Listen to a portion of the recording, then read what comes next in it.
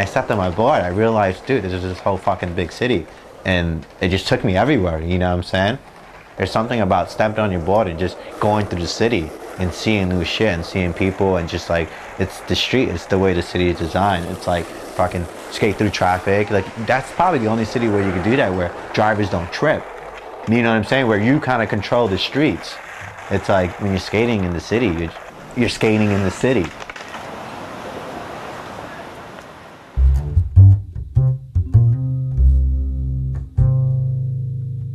Most people think skateboarding, their mind might go and relate it to something that, you know, was created in California. But I think it was something that was happening all across the country, and maybe it was even happening in cities before it was happening in California.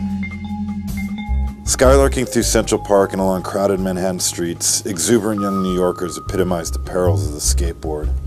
In the park, they take over paths made for peaceful strollers, and elsewhere they scorn the sidewalks and ride on the busy streets through, besides, and all but under the cars. Life magazine, May 1965. What happened was some guy from up there knew one of our guys and told us about this pool. So we're like, wow, we could check out this thing. We do this pool, you know, there's none of this wood stuff. We don't have to build anything. We could just go to this place and skateboard this pool.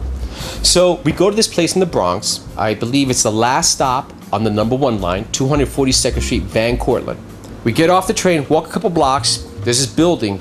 It's not a project, but it's, you know, I would say it's about 9 stories tall. People live there, of course, but we didn't care. It was a pool. There could have been a dead body there who had gone around. Just the banks was literally, that was like the mecca. It's like everybody would meet at the banks.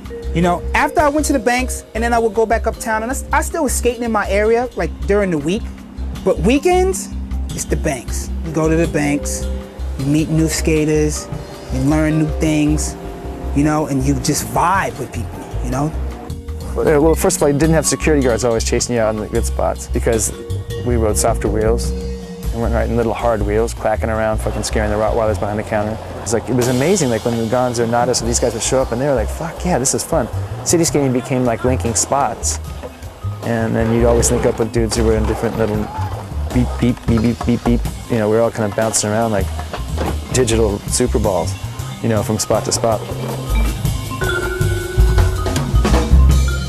I think back in the 80s and 90s, it was kind of just laid out. It was like, you know, no one knew. Like, it wasn't illegal, it wasn't messing up the property, and the security guards didn't even know what to do. I don't even know if they had security guards, you know? So it was open game everywhere. It was just like plazas for days, just the best spots.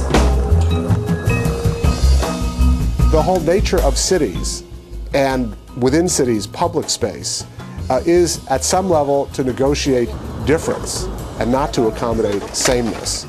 And that will produce from time to time unpleasantness and chaos and in-your-face gestures that nonetheless are part of life. Just definitely people just branch out, and now I think a lot of people too are realizing like Manhattan's not the only place to go skating in New York. And that's the best thing too, man. It just keeps going back to like finding new shit. You'll be like, oh, let's go out to this spot way out on Utica Avenue. You're like, all right, and then instead of getting off at the train stop that's closest, maybe you would take one farther out or get off one early and just try to look around. You go to the same spot, but you'll find 10 new spots on the way there, you know?